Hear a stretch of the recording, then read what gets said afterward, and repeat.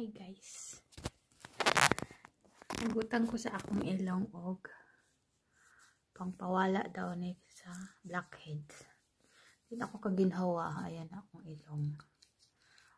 After 20 minutes. 20 minutes tapos tanggalin. Tingnan natin kanong resulta. After 20 minutes. Oh my God. Di ko makaginhawa. Natabunan na ako ilong. Hi guys, kunahaon na ako. 20 minutes naman.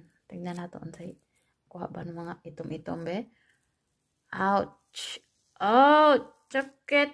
Aray. Nakuha na oh.